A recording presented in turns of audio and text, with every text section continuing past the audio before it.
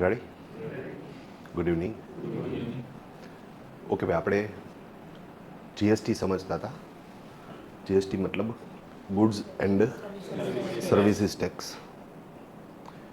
GST indirect ટેક્સને represent કરે છે. 1 જુલાઈ 2017થી જીએસટી આવ્યો. 1 જુલાઈ 2017 પહેલાં ઘણા બધા ઇનડાયરેક્ટ ટેક્સીસ હતા જે હવે ઓલમોસ્ટ રદ થઈ ગયા. અહીંયા પ્રશ્ન એ થાય કે સાહેબ ઓલમોસ્ટ શું કામ બોલો છો? બધાય રદ નથી થઈ ગયા, ઓલમોસ્ટ રદ થઈ ગયા. એક્સાઇઝ અને વેટ આજની તારીખે પણ 2 પ્રોડક્ટમાં છે. જો એ 2ને બાદ કરો તો 100% રદ થઈ ગયા. એક petroleum product, petrol, diesel, crude, aviation fuel, kerosene અને નેચરલ ગેસ. આ પેટ્રોલિયમ પ્રોડક્ટ ઉપર આજની તારીખે સેન્ટ્રલ એક્સાઇઝ અને વેટ લાગે છે, જેમાં સેન્ટ્રલ એક્સાઇઝ સેન્ટ્રલ ગવર્મેન્ટને મળે અને વેટ સ્ટેટ ગવર્મેન્ટને મળે. અને એ જ રીતે liquor, alcoholic liquor four human consumption, તો દારૂ ઉપર પણ અત્યારે ઓલ્ડ ટેક્સેશન છે અને એમાં સ્ટેટ એક્સાઇઝ અને વેટ મળે. તો સ્ટેટ એક્સાઇઝ નેચરલી સ્ટેટ ગવર્મેન્ટને જાય અને વેટ પણ સ્ટેટ ગવર્મેન્ટને જ જાય. તો દારૂનું વેચાણ છે એની અંદર સ્ટેટ ગવર્મેન્ટને 2 હાથમાં લાડવા છે. તો એ લોકોએ જ્યારે જીએસટીનું ઇમ્પ્લિમેન્ટ કરવાની વાત આવી ત્યારે આ એક શરત રાખી કે ભાઈ તમે આ 2 પ્રોડક્ટ ઉપર જો ઓલ્ડ ટેક્સેશન રાખો તો અમે મંજૂરી આપીએ. અને એ હેતુથી એ 2 પ્રોડક્ટને બહાર રાખી. સાથે સાથે આ 2 પ્રોડક્ટ એવી છે કે જેનું ડિસ્ટ્રીબ્યુશન એક સેપરેટ ચેનલથી થાય છે, એટલે નોર્મલ ટ્રેડિંગ ચેનલને એ અફેક્ટ કરતું નથી. એટલે આપણા માટે પ્રેક્ટિકલી વિચારો તો સાહેબ જીએસટીની અંદર જીએસટી આવ્યા બાદ હવે કોઈ ઓલ્ડ ટેક્સેશન રહેતું નથી. ડન. અને સાથે સાથે એક પ્રશ્ન તમને એ થાય કે સાહેબ તો અમારે એક્સાઇઝ અને વેટ ભણવાનો જરૂરિયાત જ નથી. એક તો લીકર અહીંયા ગુજરાતમાં બેન છે, તો ત્યાં તો સાહેબ ઓપ્શન નથી. હા, પેટ્રોલ પંપવાળા જેટલા હોય એ લોકો માટે થઈને સાહેબ સેન્ટ્રલ એક્સાઇઝ અને વેટ લાગુ પડે, તો એને અપવાદરૂપ કિસ્સો છે, હું સ્કીપ કરી દઉં છું. સિમ્પલ. અમારા બેચમાં એક વખત એક બેન આવતા તો એને પોતાને પેટ્રોલ પંપ હતો, એ કે મારે સમજવું છે. મેં કીધું ક્લાસરૂમમાં ડિસ્કસ નથી કરતો, કારણ કે ખોટું બધાનો ટાઈમ વેસ્ટ થાય.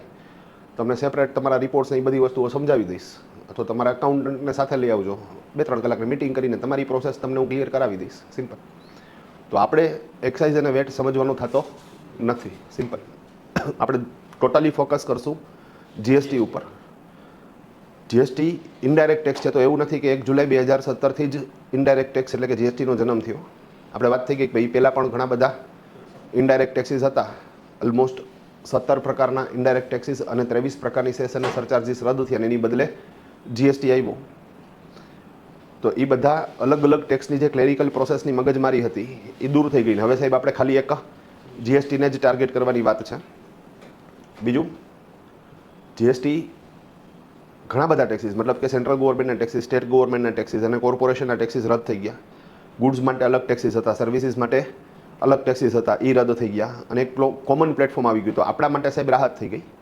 શરૂઆત ક્યાંથી થઈ? આપણે ઇતિહાસ ચેક કરતા હતા તો 2003માં કેલકર સમિતિ, અને એ વખતે એનડીએની સરકાર, આપણા વડાપ્રધાન અટલ બિહારી વાજપેયી, અને એ વખતે સાહેબ કેલકર સમિતિએ એવું સૂચન કર્યું કે ઘણા બધા અલગ અલગ ટેક્સીસ છે એને રદ કરો અને એની બદલે જીએસટી લઈ આવો. સૂચન બરોબર હતું, પણ હવે સાહેબ 40 ટેક્સીસ રદ કરીને એની બદલે તમે એક નવો ટેક્સ લઈ આવો અને માની લો કે સાહેબ એ ટેક્સનું ઇમ્પ્લિમેન્ટ પ્રોપર વે ઉપર ન થાય તો સાહેબ આપણે બેંક કરપ્ટ થઈ જાય એવો એક રિપોર્ટ સાહેબ રજૂ થયો. તો અહીંયા સાહેબ આપણે હળવે હાલવું પડે. તો એ વખતે એ પ્રોબ્લેમને શોર્ટ આઉટ કરવા માટે થઈને અટલ બિહારી વાજપેયીએ બહુ સરસ કામ કર્યું. એણે એક એવી વાત કરી કે એક કામ કરો, આપણે બધા ટેક્સીસને ચેન્જ નથી કરવા, પણ એક ટેક્સ એટલે કે સેલ્સ ટેક્સ જે સ્ટેટ ગવર્મેન્ટનો છે એને આપણે જીએસટીનું જે ફોર્મેશન છે એ ફોર્મેટમાં ઢાળવાનો પ્રયત્ન કરીએ. ઇઝી વસ્તુ છે. ડન. તો અહીંયા અગાઉના જે ટેક્સીસ હતા એ બધા taxes single point taxation system હતી, જ્યારે જીએસટી છે a multiple point taxation system છે. સિંગલ પોઈન્ટ ટેક્સેશન સિસ્ટમની અંદર આખી ચેનલમાંથી કોઈ એક વ્યક્તિ ટેક્સ ભરે તો પાછળની ચેનલે ટેક્સ ભરવાનો ન થાય. મલ્ટિપલ પોઈન્ટ ટેક્સેશન સિસ્ટમની અંદર આખી ચેનલે ટેક્સ ભરવાનો થાય. તો જો આખી ચેનલે ટેક્સ ભરવાનો થાય તો આખી ચેનલમાં જેટલા લોકો આવે છે, પછી એ મેન્યુફેક્ચરર હોય, ડિસ્ટ્રીબ્યુટર હોય, હોલસેલર હોય કે રિટેલર હોય, બધાએ એકાઉન્ટન્ટની જરૂરિયાત પડે, બધાને ટેક્સ કન્સલ્ટન્ટની જરૂરિયાત પડે, બધાએ પર્ટિક્યુલર ઇનડાયરેક્ટ ટેક્સ માટે ટેક્સ રજિસ્ટ્રેશન નંબર લેવો પડે, બધાએ દર મહિનો પૂરો થાય એટલે ટેક્સ કેલ્ક્યુલેટ કરવો પડે, દરેકે એ ટેક્સ બેંકમાં જમા કરાવવો પડે, એ જમા કરાવવા માટેના દરેક ટેક્સના ચલણ પાછા અલગ અલગ લાગુ પડે, એ જ રીતે દરેકે રિટર્ન ફાઇલ કરવું પડે. તો સાહેબ જે જવાબદારી કોઈ એક વ્યક્તિ ઉપર હતી, હવે એ જવાબદારી બધા લોકો ઉપર આવે, તો રાતોરાત સાહેબ આટલા બધા અકાઉન્ટન્ટ માર્કેટમાં જનરેટ ન થાય. અમારા નસીબ હારા કે સાહેબ મેં ક્લાસની શરૂઆત કરી 2004થી, તો 22મું વર્ષ ચાલે છે અત્યારે. ડન.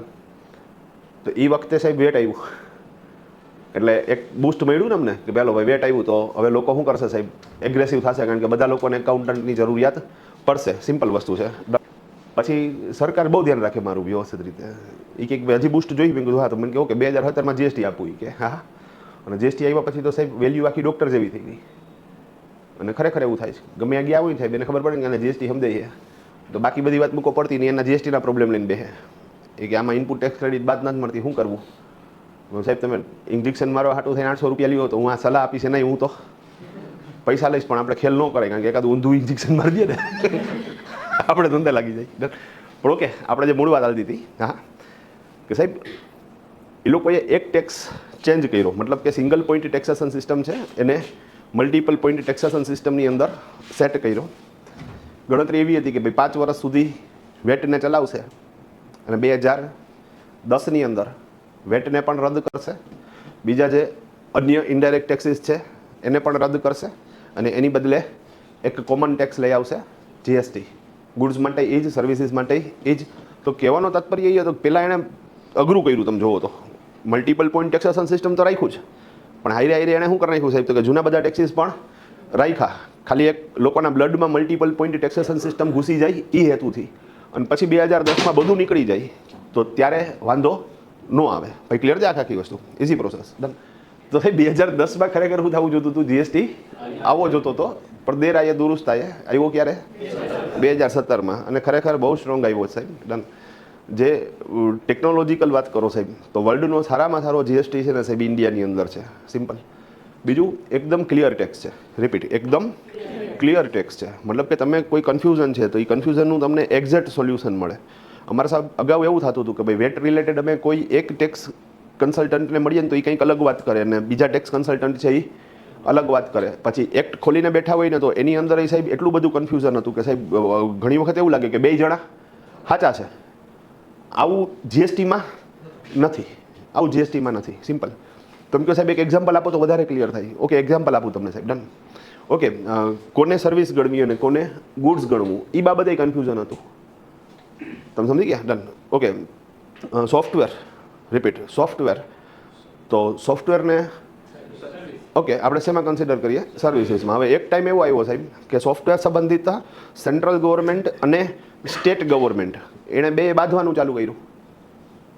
સેન્ટ્રલ ગવર્મેન્ટ એવું કહે કે ભાઈ સોફ્ટવેર છે ને સાહેબ એ સર્વિસીસ છે. સ્ટેટ ગવર્મેન્ટ એવું કહે કે ના ના સોફ્ટવેર તો ગુડ્સમાં આવશે. બાંધ્યા 2 જણા. તો બાંધ્યા તો શું થયું? તો કે બાંધ્યા તો એ લોકો વયા ગયા કોર્ટમાં. ઓકે, કોર્ટમાં ગયા તો સુપ્રીમ કોર્ટમાં બે હામાં. પછી આમાં વકીલ સારો હોવો જોઈએ. તો સ્ટેટ ગવર્મેન્ટનો વકીલ સારો હતો તો ફાઇનલ ડિસિઝન એવું આવ્યું કે સોફ્ટવેર છે એ ગુડ્સમાં ગણાશે. તમે કહો યાર સોફ્ટવેર તો સર્વિસીસમાં જ ગણાય ને, ગુડ્સમાં થોડું ગણાય. હા, વકીલ. પહેલો તો પ્રશ્ન એ થાય અહીંયા તમને કે સોફ્ટવેરને તમે ગુડ્સ કહો કે સર્વિસ કહો, ફેર શું પડે છે? હા, તમે ગુલાબની બદલે મોગરો કહો, સુગંધ તો ગુલાબની જ આવવાની ને. તો સોફ્ટવેરને તમે સર્વિસમાં કન્સિડર કરો કે ગુડ્સમાં, ફેર શું પડે કહું તમને. જો સાહેબ સર્વિસમાં કન્સિડર થાય ને તો એના ઉપર સર્વિસ ટેક્સ લાગે, અને સર્વિસ ટેક્સ પૂરેપૂરો સેન્ટ્રલ ગવર્મેન્ટને મળે. પણ જો એ ગુડ્સ તરીકે કન્સિડર થાય તો એના ઉપર એક્સાઇઝ લાગે અને વેટ લાગે. હવે એક્સાઇઝ તો સેન્ટ્રલ ગવર્મેન્ટને મળે, પણ વેટ છે ને સાહેબ એ સ્ટેટ ગવર્મેન્ટને મળે. તો સ્ટેટને શેમાં રસ હોય? ગુડ્સ સાબિત કરવામાં જ રસ હોય ને. તો એને સાબિત કેવી રીતે કર્યું? એ કે સોફ્ટવેર તો દેખાતો નથી, ફિઝિકલ નથી, તો એક પ્રકારની સર્વિસ જ ગણાય. એણે બહુ સરસ વાત કરી. એ કે ઓકે આ બાટલો છે ફોર એક્ઝામ્પલ કાર્બન ડાયોક્સાઇડનો, બરાબર. તો આને ગુડ્સ ગણશો કે સર્વિસ ગણશો? ગુડ્સ ગણશો. સિમ્પલ વસ્તુ છે. આ તો શું છે? વસ્તુ છે, હાથમાં લઈને દો તમે એક જણાને, બીજા જણા, ભાઈ બરાબર છે, વેચો, પેકિંગ છે, મટીરિયલ છે, ટ્રાન્સપોર્ટ થાય છે. સિમ્પલ. તો એ કે સોફ્ટવેર એ ગુડ્સ જ છે. કાં તો કે સાહેબ સોફ્ટવેર તમે કોઈને વેચો છો તો એ વેચવા માટે થઈને તમારે એક ફિઝિકલ ફોર્મેશનની જરૂરિયાત પડશે. તમે એમને હવામાં કોઈને સોફ્ટવેર આપી શકતા નથી. મારે તમને સોફ્ટવેર વેચવો છે તો સાહેબ કાં તો મારે તમને સીડી આપવી પડશે, કાં તો પેન ડ્રાઈવ આપવી પડશે, કાં તો હાર્ડ ડિસ્ક આપવી પડશે. પણ કોઈ એક ફિઝિકલ માધ્યમથી જ સોફ્ટવેર શું થશે સાહેબ? ટ્રાન્સફર થશે. સિમ્પલ. તો જેમ ઓક્સિજનનો બાટલો છે તો ઓક્સિજનને જોઈ નથી શકાતો, એકચ્યુઅલી વેચ્યું છે ઓક્સિજન, પણ એમને ઓક્સિજન કોઈને દેવાતો નથી. તો એવા કેસની અંદર સાહેબ ઓક્સિજનનો બાટલો છે, એ બાટલામાં પેકિંગ થયું, એક માધ્યમ બન્યું ફિઝિકલ, અને પછી વેચાણું એટલે તમે એને ગુડ્સ બોલો છો. તો સોફ્ટવેર દેવા હાટું થઈને તમારે ફિઝિકલ માધ્યમની જરૂરિયાત પડે જ. હા, અહીંયા તમારા મગજમાં પાછો એક નવો ખુરાપાતી વિચાર આવે કે ના ના અમે તો ડાઉનલોડ કરી લેવું. હા, આવ્યો જોઈ ડન હે. હા, ડાઉનલોડ કરવા હાટું થઈને ફિઝિકલ વસ્તુ તો જોશે જ. વિધાઉટ ફિઝિકલ વસ્તુ ડાઉનલોડ નહીં થઈ શકે સાહેબ. ડન. તમે કે વાઈફાઈથી ડાઉનલોડ કરી લઈ, અરે સાહેબ મોડેમ તો જોઈને. તમે કે મોડેમની ક્યાં જરૂરિયાત છે? આપણે મોબાઈલમાં હોટસ્પોટ ચાલુ કરી દેવું. અરે હોટસ્પોટ ચાલુ કર્યું એટલે મને મોબાઈલ ડિવાઇસ તો જોઈને. ટૂંકમાં ફિઝિકલ વસ્તુથી જ સોફ્ટવેર છે એ ટ્રાન્સફર થાય. જો ફિઝિકલ વસ્તુની પેકિંગમાં જરૂરિયાત નથી તો સોફ્ટવેરના સર્વિસ ગણો. સુપ્રીમ કોર્ટ કે ઓકે, સોફ્ટવેર આપણે કેમાં કન્સિડર કરશું? ગુડ્સમાં કન્સિડર કરશું. ઓકે, અહીંયા આવું ઘણી બધી જગ્યાએ હતું. જેમ કે સાહેબ કોઈ રેસ્ટોરન્ટની વાત કરો તમે, તો રેસ્ટોરન્ટવાળા છે એ ગુડ્સમાં આવે કે સર્વિસીસમાં આવે? તો કે પ્રેક્ટિકલી જુઓ તો બેય છે. તમે અહીંયા જમો છો તો એ ફિઝિકલ વસ્તુ ખાવ છો તો એ ગુડ્સ જ ગણાશે. સાથે સાથે એ લોકો તમને સર્વ કરે છે, એક માહોલ પ્રોવાઈડ કરે છે, તો it's one kind of service. Okay, શરૂઆતમાં સાહેબ અમે સિમ કાર્ડ, અત્યારે સિમ કાર્ડ આવે જ છે, પણ આ તો હું શરૂઆતની વાત કરું તો સિમ કાર્ડ આવે તો સિમ કાર્ડની અંદર બેલેન્સ આવે. ડન. તો સિમ કાર્ડ ફિઝિકલ છે, પાછું એમાં જે બેલેન્સ આવે છે એ સર્વિસીસ છે. તો પાછું અમને એ લોકોએ રેશિયો સેટ કરી દીધો કે ભાઈ 60% ગુડ્સમાં નાખવાનું, 40% સર્વિસીસમાં નાખવાનું. ડન. આપણે ઓલો રિલાયન્સનો મોબાઈલ લેતા સાહેબ તો મોબાઈલની અંદર બેલેન્સ આવતું. તો હવે મોબાઈલ લીધો છે એ ફિઝિકલ છે, પણ એની અંદર જે બેલેન્સ આવ્યું છે એ સર્વિસીસ છે. તો આવા બધા કન્ફ્યુઝન્સ ઘણા બધા હતા. આ તો મેં ખાલી તમને એક્ઝામ્પલ તરીકે વાત કર્યું, પણ એક્ટ છે ને એ એકદમ ક્લિયર નહોતો. આ લોકોએ જીએસટીમાં પરફેક્ટ ક્લિયર કરી દીધું કે આને ગુડ્સ જ ગણશું, આને સર્વિસીસ જ ગણશું. સિમ્પલ. બીજું હવે બાદણું બંધ થઈ ગયું. વાય? તો કે જીએસટી પાર્ટનરશિપ ટેક્સ છે, કારણ કે સેન્ટ્રલ ગવર્મેન્ટના ટેક્સીસ રદ થયા, સ્ટેટ ગવર્મેન્ટના ટેક્સીસ રદ થયા, અને એની બદલે કયો ટેક્સ આવ્યો સાહેબ? જીએસટી. તો એની બદલે જીએસટી આવ્યો તો જીએસટી મળે કોને? સેન્ટ્રલને મળે કે સ્ટેટને મળે? તો એ બેયને મળશે, અને 50% મળશે. અને એટલે જ તમે જોજો કોઈ પણ બિલ બને ને ત્યારે CGST અને SGST બને છે. તો C stands for central government, S stands for state government. તો એકચ્યુઅલી સાહેબ જીએસટી છે એ કેવો ટેક્સ છે? મિક્સ છે, પાર્ટનરશિપ ટેક્સ છે. 50% સેન્ટ્રલને મળે, 50% સ્ટેટને મળે. તો પ્રેક્ટિકલી તમે ગુડ્સ બોલો તોય 50% જ મળવાનો છે, સર્વિસીસ બોલો તોય 50% મળવાનો છે. તો હવે કોઈ બાંધણું થતું નથી. અને સાથે સાથે આ લોકોએ એ પણ ક્લિયર કરી દીધું કે આને ગુડ્સ જ ગણશું અને આને સર્વિસીસ જ ગણશું. ભાઈ ક્લિયર છે આખી વસ્તુ? તો એક્ટ જે બનાવ્યો ને સાહેબ એ એકદમ નીટ એન્ડ ક્લીન બનાવ્યો છે. મતલબ કે તમારો કોઈ પણ ઇસ્યુ હોય ને સાહેબ તો તમે એક્ટમાંથી એનું પ્રોપર સોલ્યુશન લઈ આવી શકો, અને એક વ્યક્તિને પૂછો કે બીજા કન્સલ્ટન્ટને પૂછો, બેયનો જવાબ કેવો આવશે? એ સરખો આવશે. તો ઘણા બધા કન્ફ્યુઝન લેવલ એક્ટમાં દૂર થઈ ગયા. તો આ બધો બેનિફિટ છે જીએસટીની અંદર. અને આ તમને ફાયદો ક્યારે કરશે? જ્યારે કોઈ કમ્પ્લાયન્સ આવશે, એનો આન્સર દેવાની વાત આવશે ત્યારે. સાથે સાથે સાહેબ હવે આપણે એઆઈનો યુઝ કરીએ છીએ, તો કંઈ પણ કમ્પ્લાયન્સ આવે છે તો એ કમ્પ્લાયન્સ તમે સીધે સીધું શું કરી નાખો? એઆઈમાં નાખી દો, તમને એનો પ્રોપર એઆઈ શું કરી દે? આન્સર આપી દે. એકદમ પ્રોપર આન્સર આપી દે. આપણે એના હાટું થઈને કોઈ એક્સ્ટ્રા સ્ટાફ રાખવાની જરૂરિયાત નહીં રહે. તો ઘણું બધું કામ ઇઝી થઈ ગયું તમારું. ડન. તો આપણે આવ્યો સાહેબ 1 જુલાઈ 2017થી, પણ એની ચર્ચા ચાલુ થઈ ગઈ ઓગસ્ટ 3, 2016, ઓલમોસ્ટ 11 મહિના પહેલાં. ડન. કારણ કે ડિબેટ તો કરવી પડે ને. પ્લસ જીએસટીનો ડ્રાફ્ટ આવે, જીએસટીનો ડ્રાફ્ટ પબ્લિકમાં જાય, અલગ અલગ ટેક્સ એક્સપર્ટ પાસે ડ્રાફ્ટ જાય, એ લોકો ચેક કરે, એને કાંઈ એવું લાગે કે આમાં ફેરફાર કરવાની જરૂરિયાત છે તો એ ફેરફાર કરશે, સૂચવશે, અને પછી ફાઇનલ ડ્રાફ્ટ તૈયાર થશે, પછી બિલ આવશે, પછી સંસદમાં પાસ થશે, અને ધેન આફ્ટર એ બિલ છે એ કાયદો બનશે. તો એક લાંબી પ્રક્રિયા છે, એટલા માટે ટાઈમ જોશે તમારે. તો ફાઇનલી 3 ઓગસ્ટ 2016 રાજ્યસભાની અંદર જીએસટીની ડિબેટ થઈ. તો એ ડિબેટમાં શું ડિસ્કશન થયું એ આજે આપણે ડિસ્કસ કરવાનું છે. ઓકે, અત્યાર સુધી જે મેં ડિસ્કસ કર્યું એ વાત આપણે ઓલરેડી પાછલા લેક્ચરમાં થઈ ગઈ છે. હવે નવો લેક્ચર ચાલુ. ભાઈ ક્લિયર છે? ડન. બીજું આપણે ગયા લેક્ચરમાં એ વસ્તુ ક્લિયર કરી કે ભાઈ નોર્મલી એક એવું બિહેવિયર હોય કે જ્યારે બિલ પાસ કરવાની વાત આવે ત્યારે લોકસભામાં પહેલાં પાસ કરે, કારણ કે લોકસભામાં સત્તા પક્ષની બહુમતી છે. રાજ્યસભામાં પછી પાસ કરે, કારણ કે અહીંયા બિલ પાસ કરવું થોડુંક અઘરું છે. મોદી સાહેબની ટેવ છે કે પહેલાં અઘરું કામ કરો. સિમ્પલ. એ કે જો રાજ્યસભામાં પાસ થઈ ગયું તો લોકસભામાં તો થઈ જ જશે. સિમ્પલ. અને બીજું એ પૂરેપૂરો માચડો સેટ કરીને જ, હોમવર્ક કરીને જ એન્ટ્રી મારે. ત્યાં લગી બાપુ એન્ટ્રી ન મારે. હા, એ ચૂંટણી લડે એટલે એ જીતે જ. તો આગરી વસ્તુ જ સાહેબ મોદી સાહેબની. ડન. અને જે લોકો નથી સમજતા એની સામે પડે છે વ્યવસ્થિત રીતે, એની કેરિયર વિખાઈ જાય છે. તો ઇઝી પ્રોસેસ. આપણે સમર્થક છીએ મોદીજીના, બરાબર ને? ડન. હા, પણ ઓકે, આપણે જે મૂળ વાત ચાલતી હતી, હા, 3 ઓગસ્ટ 2016 રાજ્યસભાની અંદર ડિબેટ ચાલુ કરી. હવે એકચ્યુઅલી ફાઇનાન્સ બિલ છે એટલે નાણામંત્રીએ પણ એ ડિબેટમાં હાજર રહેવું પડે. તો તમને ખ્યાલ હોય તો એક સ્પીકર હોય, અને જે ડિબેટ થઈ ને સાહેબ, એ તમે હામાં જોઈને ન કરી શકો. તમારે કોને ઉદ્દેશીને કહેવું પડે? સ્પીકરને. હા, નહીંતર તો સાહેબ અહીંયા ધબધબાટી બોલે, કાતારું મારે ધબધબાટી બોલાવે. તો સ્પીકરને જોઈને જ, સ્પીકરને ઉદ્દેશીને જ તમારે ટોટલ ડિબેટ કરવાની થાય. સિમ્પલ. તો અહીંયા સ્પીકર જે બેઠા હોય ને સાહેબ, એની રાઇટ હેન્ડ સાઈડ છે ને એ સત્તા પક્ષવાળા હોય, અને લેફ્ટ બાજુ વિરોધ પક્ષવાળા હોય. એટલે તમે જુઓ ને તો વિરોધ પક્ષવાળા છે ને એને આપણે લેફ્ટિઝમ બોલીએ, કે એ લેફ્ટિઝમવાળા છે, મતલબ કે વિરોધ કરવાવાળા છે. સિમ્પલ. ડન. તો અહીંયા વિરોધ પક્ષમાંથી એણે કીધું કે ભાઈ હાલો ભાઈ, જીએસટીની ડિબેટ શરૂ કરીએ છીએ, અને કોઈને કોઈ પ્રશ્ન હોય તો કયો, કારણ કે દિવસના અંતે આપણે વોટિંગ કરશું, અને ધેન આફ્ટર બિલ પાસ કરવું કે ન કરવું એ ડિસાઇડ કરશું. તો કર્ણાટકનો એક જણો ઊભો થયો સાહેબ, જે કર્ણાટક સ્ટેટને રિપ્રેઝન્ટ કરતો હતો, અને એનું નામ હતું પનીર સિલ્વમ. નામ યાદ રહી જાય એવું છે, કારણ કે પનીર આવે છે એની અંદર. હા, બહુ હોશિયાર વ્યક્તિ સાહેબ. અને એણે શરૂઆત કરી ને સાહેબ, તો એનો પ્રશ્ન સાંભળીને હું હેંગ થઈ ગયો. હું જોતો હતો એ લાઈવ. એણે એવી વાત કરી કે ભાઈ, તમે જીએસટીના દર આટલા બધા ઓછા કેમ રાખ્યા? નહીં તો વિરોધ પક્ષવાળો શું વિરોધ કરે? વધારે કેમ રાખ્યા? આણે શું વિરોધ કર્યો? ઓછા કેમ રાખ્યા? હવે અહીંયા પહેલી વાત કે સાહેબ, એણે જે પ્રશ્ન કર્યો છે, પહેલાં તો તમને એ પ્રશ્ન સમજાવવો જોઈએ કે આ એક્ઝેક્ટ કેવા શું માંગે છે. સિમ્પલ. ડન. કેવા શું માંગે છે? હું તમને એક્ઝામ્પલ આપું. માની લો કે આ ભાઈ આવ્યા, મને કહે ભાઈ તમે ઓફિસ વેચી નાખો, ઘર વેચી નાખો, એકાઉન્ટ લખવાનું બંધ કરી દો, કોલેજે જવાનું બંધ કરી દો, અને 4-5 કરોડ રૂપિયા ભેગા કરો. મેં કીધું રેડી. હું એ ફેક્ટરી વેચી નાખું, ખેતી વેચી નાખું, મકાન વેચી નાખું, એફડી તોડાવી નાખું, હું 4-5 કરોડ ભેગા કરું. મેં કીધું ડન. પછી મને કે આપણે પાર્ટનરશિપમાં ધંધો કરીએ. મેં કીધું બરોબર છે. હું શેનો ધંધો કરશું? શેનો ધંધો કરશું? તો દર વખતે એ ન હોય. હા, રેડી. તો મને કે આપણે વડાપાઉં વેચવાનું ચાલુ કરીએ. કે હા, એમાં કોઈ બ્રાન્ડ નથી. કે બાકી તમે જુઓ તો પીઝા, હોટડોગની બધામાં શું થઈ ગયું? બ્રાન્ડ આવી ગઈ. આપણે વડાપાઉં વેચીએ. મેં કીધું સુપર. ડન. તો મેં કીધું ડન. મને કે આપણે 5 રૂપિયાનું વડાપાઉં વેચવાનું. મેં કીધું બાપુ, આપણી કોસ્ટિંગ 4 રૂપિયાની આવશે, વાહે વધશે રૂપિયો.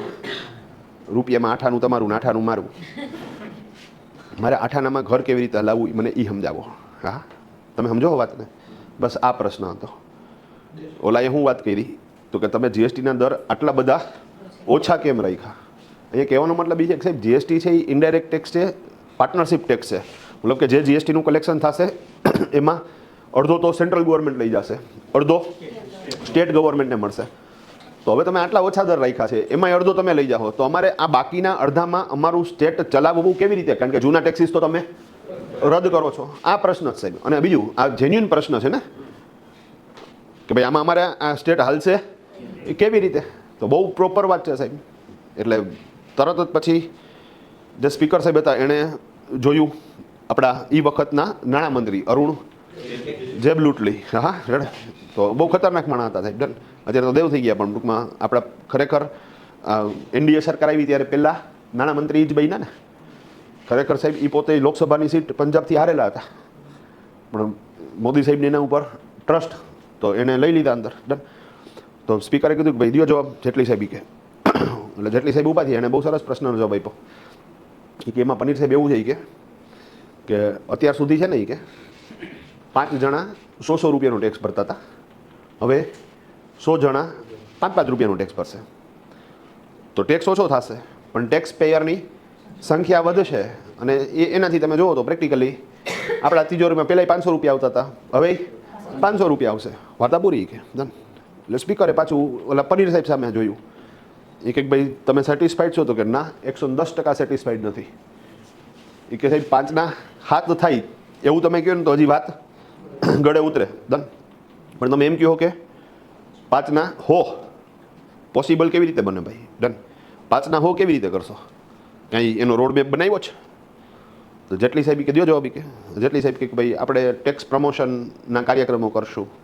કે ટેક્સ પ્રમોશનના કાર્યક્રમો ઓલરેડી બધા કરે જ છે, એવું નથી કે આ જીએસટી આવ્યા પછી થશે. અને આપણે ઘણી વખત એડવર્ટાઇઝમેન્ટ જોઈ હોય સાહેબ, ઓલી સાનિયા નેહવાલ આવતી હોય ટેક્સ પ્રમોશન માટે ધોની આવતો હોય, અક્ષય કુમાર આવતો હોય, સહેવાગ આવતો, બચ્ચન આવતો, તો મોટી મોટી હસ્તીઓ જે સ્પોર્ટ્સમાં કે ફિલ્મમાં અગ્રેસર હોય એ લોકો સાહેબ આ બધી વસ્તુઓમાં આવે, જેના હિસાબે આપણે એને નાયક સમજીએ છીએ. તો આપણે એની વાત સમજીએ કે ટેક્સ ભરવો જોઈએ, તો પ્રમોશન એક્ટિવિટી તો ઓલરેડી થાય છે.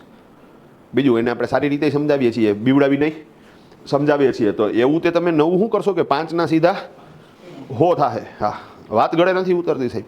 તમે ટેક્સના દર ઓછા કરીને બેઠા, ટેક્સ પેયરની સંખ્યા વધારશો કેવી રીતે? વાત ગળે ઉતરતી નથી. જો મને વાત ગળે ઉતરી જશે નહીં કે તો હું મારો વિરોધ પાછો ખેંચી લઈશ અને વોટિંગ કરીશ, બાકી હું ઓપોઝિશનમાં વિરોધમાં વોટિંગ કરીશ. એની વાત અહીં સાચી છે. એટલે તરત જ જેટલી સાહેબે જોયું મોદી સાહેબની સામે, મોદી સાહેબ કે ભાઈ તું ફોડ પાડ દઈ કે હા ડન. એટલે કે છે ને એમાં આપણે છે ને ટ્રાન્સપોર્ટેશન એક્ટની અંદર મોડિફિકેશન કરશું. ઓલાનો મગજ ફેરવ્યો કે અહીંયા આપણે વાત કરી હી જીએસટીની અને તમે આ આડા વડે લઈ જાવ હો, અને તમે એમ કીધું કે અમે હવે ટ્રાન્સપોર્ટેશન એક્ટમાં મોડિફિકેશન કરવાથી ટેક્સ પેયરની સંખ્યા કેવી રીતે વધે? આ વસ્તુ સમજવા જેવી છે સાહેબ. હા, નાક દબાવો તો મોઢું ખુલે ને. હા, એના જેવું જ છે. ડન. નોર્મલી શું થતું સાહેબ એ જે તે ટાઈમે તો કે ઓલમોસ્ટ 70-80% માર્કેટ છે ને એ 2 નંબરનું થઈ ગયું હતું. મતલબ લોકો માલનું વેચાણ કરે પણ બિલ બનાવે નહીં. હવે માલનું વેચાણ કર્યું તો માલ જાશે તો ટ્રાન્સપોર્ટ થ્રુ. તમે સમજ્યા? ડન. બીજું ટ્રાન્સપોર્ટમાં ઘણા બધા ઓપ્શન્સ છે. ફોર એક્ઝામ્પલ કાર્ગોમાં જાય, ફોર એક્ઝામ્પલ શિપમાં જાય, ફોર એક્ઝામ્પલ ટ્રેનમાં જાય, અને ફોર એક્ઝામ્પલ એક રૂટીન ટ્રાન્સપોર્ટમાં જાય, ટ્રકની અંદર જાય. હવે જો કાર્ગોમાં જાય ને તો બિલ ફરજિયાત હોય, એટલે અહીંયા તમે બિલ વગરનો ધંધો કરી શકતા નથી. ઓકે, શિપમાં જાય તો અહીંયા બિલ ફરજિયાત હોય, કારણ કે અંડર ગવર્મેન્ટ કંટ્રોલ આવે. રેલવેમાં પણ બિલ ફરજિયાત હોય. તો આપણને એટલું તો સમજાઈ ગયું સાહેબ, જો 2 નંબરનો ધંધો થતો હોય છે તો એ રોડ ટ્રાન્સપોર્ટથી થતો હોય છે. તો રોડ ટ્રાન્સપોર્ટ એક્ટમાં લોકો શું કરશે? ચેન્જીસ કરશે. એ કે શું ચેન્જીસ આવશે? તો કે સાહેબ અત્યાર સુધી જો કોઈનો ખટારો જલાણો, એમાં બિલ વગરનો માલ પકડાણો, તો જેનો માલ છે એ વેપારીને દંડિત કરવામાં આવતો. પણ ટ્રાન્સપોર્ટેશન એક્ટમાં એવા મોડિફિકેશન કરવાના કે જેની અંદર જો કોઈ ખટારામાં બિલ વગરનો માલ પકડાણો તો એ વેપારી તો દંડિત થશે જ, સાથે સાથે જે ટ્રાન્સપોર્ટર છે એ દંડિત થશે. વેપારીએ તો પેનલ્ટી ભરવાની જ, હારે હારે ટ્રાન્સપોર્ટરે પેનલ્ટી ભરવાની. વેપારીને તો જેલમાં નાખશું, પણ અહીંયા ટ્રાન્સપોર્ટર નહીં જેલમાં નાખશું. અને જો આવું બહુ વધારે વાર થશે તો તમારું ટ્રાન્સપોર્ટનું લાઇસન્સ જ રદ કરી નાખશું. પછી ખટારા ફેરવજો સાહેબ કુલના ફેરા હાટું થઈને. હા, બાકી તમને ધંધો નહીં કરવા દઈ. હવે આ પ્રેશર પહેલાં નહોતું ને તો ટ્રાન્સપોર્ટરને શું બીક હતી? મને ખ્યાલ છે સાહેબ, અમારે એક મિત્ર છે નયન એનું નામ, અને ઇમિટેશન માર્કેટમાં એનું બહુ મોટું કામ ટૂંકમાં. હવે એનું નામ હું જ લખું છું. તો મારે ડેટા લેવાનો હોય ને ત્યારે વર્ષમાં એક વખત ત્યાં જવાનું થાય. મેં કીધું નહીં ડેટા મોકલે, મને કે આવને ભાઈ ચા પી હોય કે હા હું અહીંયા જાઉં એટલે સાહેબ મને કે બોલ શું જોઈએ? મેં કીધું ડેટા, આપણે ડોક્યુમેન્ટ્સ માગવા પડે ને. મને કે જે જોતું હોય બોલતો જા. મેં કીધું પરચેસના બિલ આપ. મને કે કેટલા જોઈએ? મેં કેટલા જોઈએ એટલે જેટલા હોય એટલા દે. મેં કીધું હા. મને કે છે કંઈ નહીં, તારે જેટલા જોતા હોય એટલે તને શું કરી દઉં? આ મેનેજ કરી દઉં કે હા. એટલે મેં ઓલું પાછલા વર્ષનું એકાઉન્ટ જોયું તો એમાં 20 લાખની ખરીદી હતી. તો મેં કીધું આ વખતે થોડોક બિઝનેસમાં ગ્રોથ દેખાડીએ. મેં કીધું 25 લાખ રૂપિયાના બિલ મેનેજ કરી દે. એટલે તરત જ મારી સામે એણે એક સપ્લાયરને ફોન કર્યો. એ કે ભાઈ બિલ જોઈ છે, જગ્યા છે? એ કે આ છે. હા તો એ કે ભાઈ 25 લાખના જોઈ છે. એ કે વાંધો નહીં મોકલાવી દઉં કે. એ દર મહિને 2 લાખ, 2.5 લાખ, 1,80,000 એવા ટોટલ મને શું કરી દે સાહેબ 12, 15, 20 બિલ સેટ કરી દેશે. હવે મજાની વસ્તુ એ કે એણે જે સપ્લાયરને ફોન કર્યો હોય ને એ સપ્લાયરે પાછું આખું વર્ષ જે તે ઇન્ડાયરેક્ટ ટેક્સનું રિટર્ન જ ફાઇલ ન કર્યું હોય. માની લો ત્યારે વેટ લાગુ પડતું તો વેટના રિટર્ન જ ફાઇલ, જો વેટના રિટર્ન એ સપ્લાયર ફાઇલ કરતો હોય તો દર મહિને ડેટા ઓલરેડી વેટ ડિપાર્ટમેન્ટમાં વયો ગયો હોય ને, તો સાહેબ તમે એ પર્ટિક્યુલર મહિનાના સેલ્સના ફિગરમાં કોઈ ચેન્જીસ ન કરી શકો. પણ એ વખતે સાહેબ વેટમાં એવો નિયમ હતો કે જો તમે રિટર્ન લેટ ફાઇલ કરો ને તો પર મંથ તમારે 200 રૂપિયા પેનલ્ટી આવતી. હવે 1 મહિનાનું રિટર્ન લેટ ફાઇલ કર્યું તો 200 રૂપિયા પેનલ્ટી. તો આ લોકો 12 મહિનાના રિટર્ન ફાઇલ ન કરે. એ 2400 રૂપિયાની પેનલ્ટી પહેલાં આપે. ચાલ્યો 2400માં પૂરું. હા, હવે તો હવે એને મજા આવે એવા શું કરે સાહેબ આખા વરાના બિલ એ બનાવે. એ પોતાની જગ્યા કોરી રાખે ટૂંકમાં, સિમ્પલ. તો આવા કાંડ હાલતા ટૂંકમાં વ્યવસ્થિત રીતે બિલ વેચાતા. હા, તો એણે મેનેજ કરી દીધા. બિલ મને કેટલા રૂપિયાના સાહેબ? 25 લાખના.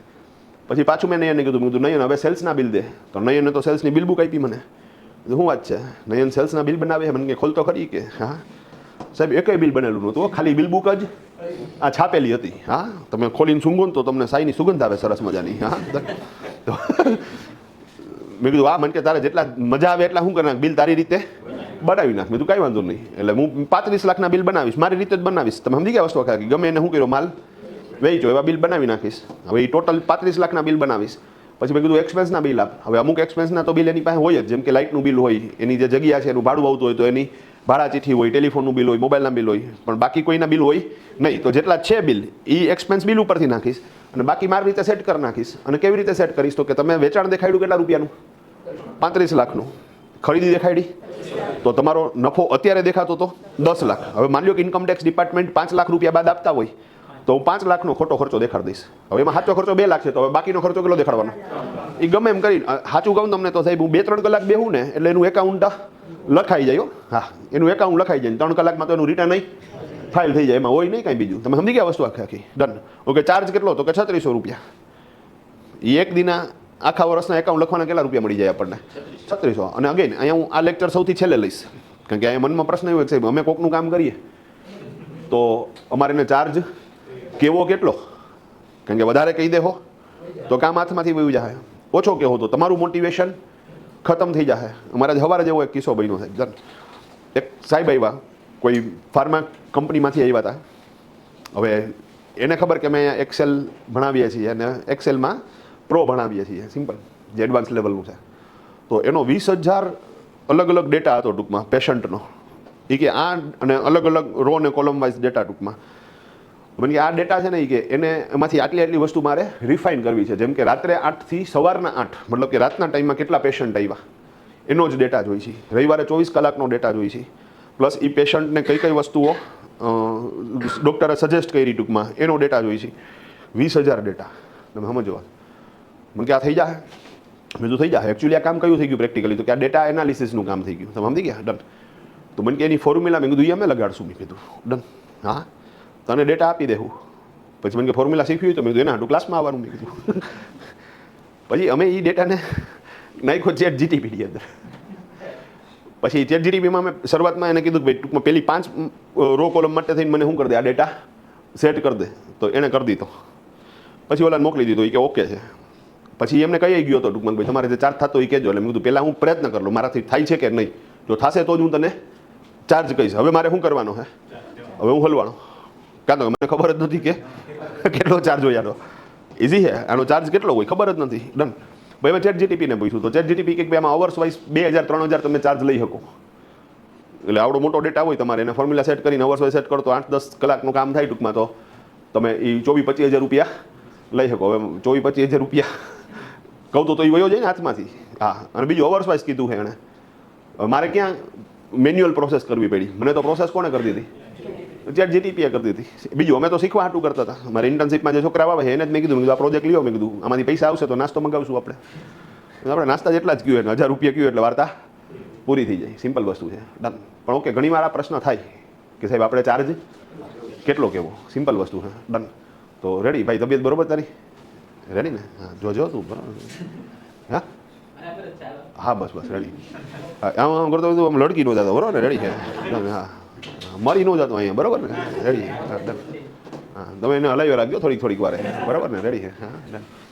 તો ઇઝી સિસ્ટમ છે. હાલો ડન. તને તો ખબર નથી ને બાજુમાં આવો કાંડ થઈ ગયો. હા ડન. ઓલો બી ગયો કે હમણાં મરી જાય, ભૂતની બાજુ બેઠો કે રેડી.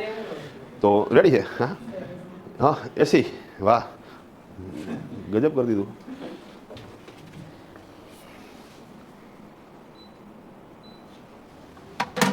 હા ભાઈ, આપણે મૂળ વાત હાલતી હતી.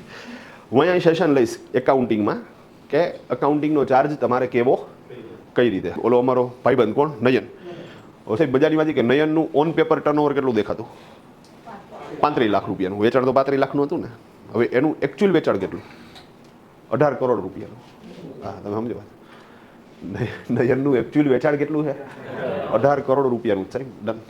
તો હવે બાકીનો બધો માલ, બાકીનો બધો નહીં, ટોટલ માલ 2 નંબરમાં જ વેચે છે. આ તો ખાલી ચોપડે ચિત્તરવા હાટું થઈને એને શું કરી દીધું? બિલ મેનેજ કરી દીધા. બાકી ટોટલ માલ કેવો જાય? 2 નંબર. હવે માની લો કે નયન છે ઇમિટેશન, અને બીજો છે રાજકોટનું ઇમિટેશન માર્કેટ છે ને બહુ મોટું છે, યુજ 10,000-15,000 કરોડનું માર્કેટ છે. તમે એક વખત સંત કબીર રોડ ઉપર જાઓ સાહેબ તો રાજકોટમાં જમીનના સૌથી વધારે ભાવ છે એ ક્યાં છે? કરોડોમાં ભાવ. હા, અમારે એક મિત્રએ સાહેબ ખાલી 36 વાર જગ્યા લીધી, 2.5 કરોડ. 36 વાર જગ્યા. તમે સમજો તો ખરી. મેં કીધું 36 વારમાં શું બનાવીશ? મને કે આવ 3 મહિના પછી દેખાડું. એને 4 માળ ખેડકા. બોલો ડન. હા, નાની એવી એક લિફ્ટ રાખી છે એને. સીડી પાછી એવી રીતે રાખી ટૂંકમાં જગ્યા ન રોકે ટૂંકમાં. ઉપર જાવ ને આમ ખટકરતી પડી જાય ટૂંકમાં. પણ જગ્યા, કારણ કે સાહેબ કિંમત છે ને જગ્યાની, તો બહુ મોંઘું જ સાહેબ, બહુ મોટું માર્કેટ છે. અને બધાય કેવા 2 નંબરિયા. હવે માની લો કે સાહેબ નયને કોઈ માલ છે એ વેચવો છે, આખા ઇન્ડિયામાં સાહેબ ડિસ્ટ્રીબ્યુશન થાય, ઇવન બાંગ્લાદેશ, પાકિસ્તાન, અફઘાનિસ્તાન બધે શું થાય, માલ એનો જાય.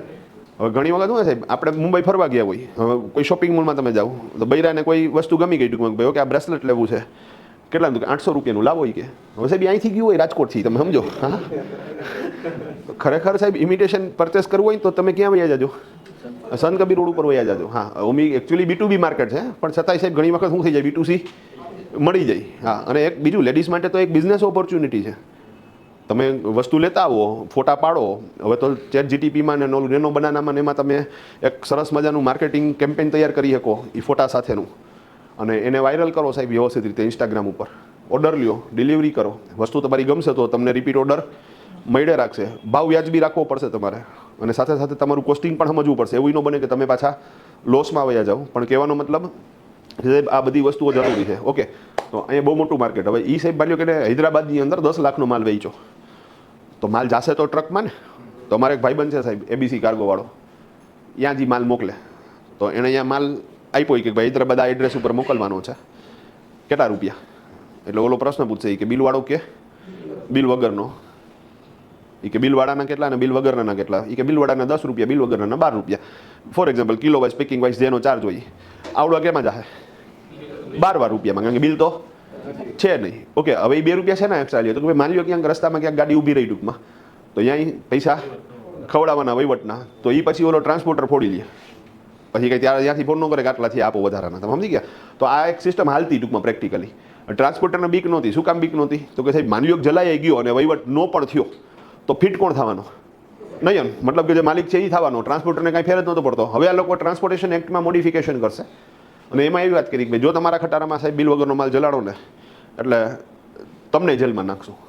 હવે આ વસ્તુ થઈ ગઈ ને સાહેબ. હવે સાહેબ નયન માની લો કે ABC વાળા પાસે જાય, એ કે ભાઈ માલ મોકલો છે હૈદરાબાદ, કેટલા રૂપિયા? તો કે 10 રૂપિયા. એ કેમને ઓલું 2 હતું ને કે 10 ને 12 વાળું, એ કે ઓલું 12 વાળું બંધ થઈ ગયું, હવે બિલવાળો જ માલ. તો એને મારા બિલ વગર મોકલો, તો અમે એ કરતા નથી. તો કે કાંઈ વાંધો નહીં, તું ન કરતો તારો ભાઈ કરશે. એ કે હા ABC વાળો ન કરતો, XYZ વાળો કરશે. તો વાંધો નહીં કે વયા જાઓ તમે એની પાસે. હવે XYZ વાળા પાસે જાય તો એ ન કરે. હવે ઓલો બધાય ફરી આવ્યો, બધાએ શું કરી દીધું? ના પાડી દીધી. આવ્યો પાછો ABC વાળા પાસે, એ કે કંઈક કરો નહીં, કે કાંઈ થાય નહીં, બિલ વાંચ જાહે માલિકે દેવો જ. તો કે હા. હવે અહીંયા હલવાડી ક્યાં થઈ તમે સમજો. નયને ફરજિયાત 10 લાખના વેચાણનું બિલ શું કરવું પડ્યું? બનાવવું પડ્યું. ભાઈ ક્લિયર છે? નાક દબાયું ટ્રાન્સપોર્ટરે, મોઢું ખુલ્યું. હવે એને 10 લાખનું બિલ બનાવ્યું, તો નયન પોતે થોડો જાદુગર છે કે આમ આમ કરીને એ માલ બનાવ્યો છે. એણે ક્યાંકથી તો શું કર્યો છે?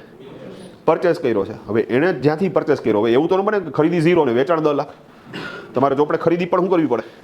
દેખાડવી પડે. તો હવે એના સપ્લાયરને કહે કે એ 9.5 લાખ રૂપિયાનું બિલ મોકલ. નફો દેખાડવાનો ને થોડોક. હવે એનો સપ્લાયર આને 9.5 લાખ રૂપિયાનું વેચાણનું બિલ આપે, એટલે નયન માટે થશે ખરીદીનું બિલ. તો નયનના હાથમાં તો 2 હાથમાં હવે બિલ આવી ગયા, ખરીદીનું બિલ અને વેચાણનું બિલ. હવે હલવાનું કોણ? ઓલો સપ્લાયર. કાં તો કે એને 9.5 લાખનું વેચાણનું બિલ બનાવ્યું, તો હવે એને ક્યાંકથી તો શું કરી છે? ખરીદી કરી છે. તો એને જ્યાંથી ખરીદી કરી છે એને કહે કે 9 લાખ રૂપિયાનું બિલ આપ. 9 લાખ રૂપિયાનું બિલ આપે. તો આવી રીતે સાહેબ એક છેડો પકડાઈ ગયો ને, તો આખી ચેનલ શું થઈ જશે? પકડાઈ જશે, અને બધાય બિલ બનાવતા થઈ જશે. તો એ કે મેં આ વસ્તુ કરશું. હા, ટ્રાન્સપોર્ટેશન એક્ટમાં મોડિફિકેશન કરશું. બહુ સરસ. કે પાછું સ્પીકરે જોયું પનીરભાઈ સામે, એ કે હવે સેટિસ્ફાઈડ થઈ ગયા આન્સરથી, તો આપણે આગળ ડિબેટ ચાલુ કરીએ. એ કે ના, હવે શું તકલીફ છે? એ કે ડન, હવે શું તકલીફ છે?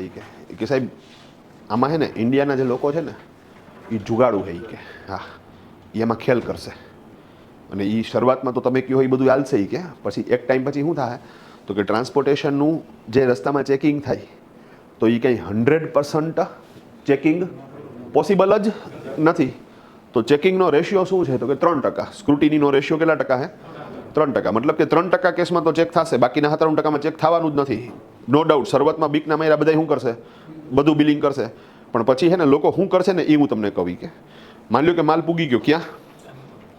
હૈદરાબાદ. તો પછી સાહેબ નયન છે ને એ હૈદરાબાદ ફોન કરે, એ કે શેઠ માલ મળી ગયો? તો કે આ મળી ગયો. ઓકે ઓકે, હમણાં છે ને એક વિડીયો કોલ કરું છું, રિસીવ કરી લેજો, કોન્ફરન્સમાં લઉં છું, બરાબર? ડન. અને ઓલું બિલ છે ને એ હાથ હોવું રાખજો, હો ને? ડન. પછી નયન તરત જ બીજો ફોન કોને કરશે? ટ્રાન્સપોર્ટરને. તમે સમજી ગયા? હવે ટ્રાન્સપોર્ટરને ફોન કર્યો, એ કે ભાઈ માલમાં પૂગી ગયો, રસ્તામાં કોઈએ ચેક કર્યું હતું? એ કે ના નહોતું કર્યું. ઓકે, વિડીયો કોલ કરું હું, કોન્ફરન્સમાં લઉં છું, ફોન ઉપાડ લેજો, બરાબર. તરત જ નયન શું કરશે, કોન્ફરન્સ વિડીયો કોલ લગાડશે, એમાં 2 જણાને એડ કરશે, પછી કહે ભાઈ ઓકે માલ પૂગી ગયો છે, રસ્તામાં બિલ ચેક થયું નથી, આવું કેટલા ટકા કેસમાં થઈ જાય? 97% કેસમાં. તો કે હાલો બધા બિલ હાથમાં લ્યો, ડન. હા હાલો માના હમ ફાળો 1 2 3 બોલીને, હા ડન. ત્રણેય બિલ શું કરી નાખશે? મતલબ કે બિલનો ઉપયોગ ખાલી શું કરશે કે માલમાં પુગાડવા લગી જ કરશે, પછી બિલ ફાડી નાખશે. એ કે બોલો આ સંસદમાં બોલી ગયો. મતલબ કે જે રસ્તો લોકોને 2-3 મહિના પછી ખબર પડે, આને શું કરી દીધો, આ પહેલેથી જ આપી દીધો. એ કે આવું થાય, કે આ કન્ફર્મ વસ્તુ છે. હા માની લો કે સાહેબ પાર્ટીને મળી ગયું, પછી અહીંયા ટ્રાન્સપોર્ટર એમ કે હા ભાઈ રસ્તામાં માલ રોક્યો તો ચેકિંગ થયું હતું, તો બિલ નથી ફાડવું ભાઈ, હોમાંથી 3 ચડાવશું, બાકીના 97 શું કરી દેવું, ઉડાડી નાખશું. તો આવી સિસ્ટમ ચાલુ થઈ સાહેબ. તો કે જો આવી સિસ્ટમ ચાલુ થશે, હજી થઈ નહોતી, હજી તો ડિબેટ ચાલે છે. પણ સાહેબ અહીંયા તમે વિચારો, ઓપોઝિશન વાળા કેવા બુદ્ધિશાળી માણસો છે. તો એ આવી સિસ્ટમ થાય તો શું કરશો? એ કે તમે એમ જો ફૂલ પ્રૂફ પ્લાન છે ને 100% લોકો બિલિંગ કરશે ને, પછી ઓલા પાછું મોદીની સમજો, મોદી કે હવે ભાઈ બોલી જ નાખી કે હા. એટલે ઓલા બહુ સરસ ફોડ પાડ્યો કે ભાઈ છે ને અમે એક નવી સિસ્ટમ લઈ આવવાના છીએ ટ્રાન્સપોર્ટેશન એક્ટની અંદર, કે જો માલ ટ્રાન્સપોર્ટ થાય ને અને માલની વેલ્યુ 50,000 કરતાં વધારાની હોય, પછી એ માલ વેચાણો હોય કે માત્ર ટ્રાન્સફર થતો હોય, જો ટ્રાન્સપોર્ટમાં માલ જાય છે ને 50,000 કરતાં વેલ્યુ વધારે છે, તો ઈ વે બિલ બનાવવું ફરજિયાત કરશું. એ કે ઈ હું ઈ કે ઈ વે બિલ, ઈ એટલે ઇલેક્ટ્રોનિક, વે એટલે રસ્તો, અને બિલ એટલે બિલ આપણું ઇનવોઇસ. તો હવે છે ને સાહેબ ખરેખર 3 બિલ જે બનતા ને, પહેલાં 3 બિલ કયા બનતા? તો કે એક સેલરનું બનતું, એક પરચેઝરનું બનતું અને એક ટ્રાન્સપોર્ટરનું બનતું. એ 3 બિલની બદલે હવે કેટલા બિલ બનશે? 4 બિલ બનશે, અને ચોથું બિલ બનશે મોદી સાહેબનું. હવે આ 3 બિલ તો ફિઝિકલ બનશે તોય ચાલશે ભાઈ, બરાબર છે. પણ આ જે બનશે ને એ ઇલેક્ટ્રિક બિલ, ઇલેક્ટ્રિક એટલે ટૂંકમાં આપણે જોવો તો ઈ વે બિલ. તો ઈ વે બિલ બનશે, ઓનલાઈન અપલોડ કરવાનું છે, કોઈ ફિઝિકલ કોપી આવતી નથી. હવે તમે સમજો વાત, તમે કોન્ફરન્સની અંદર 3 જણાને લઈ શકો, મોદીને લઈ શકો કે હાલ ભાઈ હવે આ બિલ ફાડી નાખ, થાય ન થાય? તો 3 બિલ ફાટે, ચોથું બિલ નો ફાટે સાહેબ, ડન. તો એનો મતલબ કે ફરજિયાત તમારે તમારા બધા ટ્રાન્ઝેક્શન્સને શું કરવું પડશે? ચોપડે ચડાવવા પડશે. તો પ્રેક્ટિકલી તમે જો તો સાહેબ એકદમ સ્ટ્રોંગ સિસ્ટમ કરી નાખી. અહીંયા કોઈ પણ નિયમ બન્યો ને સાહેબ, તો આપણે એ સમજવાની જરૂરિયાત છે કે એક્ઝેક્ટ એ નિયમ બન્યો શું કામ ને? હા, શું કામ એ નિયમ બનાવ્યો?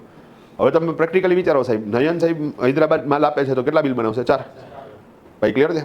હવે ટ્રાન્સપોર્ટરને કીધું કે ભાઈ માલ લઈ જા, એટલે ટ્રાન્સપોર્ટર માલ લેવા હાટું આવે ને, તો તમારે ટ્રાન્સપોર્ટરને જ બિલ આપી દેવા પડે, ગાડી નંબર નાખેલા, એક્ઝેક્ટલી ડન. તો તમારે બિલ એને શું કરવો પડશે? આપી દેવા પડશે. હવે એ બિલ જે આપો ને એમાં 3 કોપી તો તમે ગમે એમ બનાવો, ફિઝિકલ બનાવો કે ઓનલાઈન બનાવો, doesn't matter. E way bill તો તમારે ફરજિયાત કેવું બનાવવાનું? ઓનલાઈન.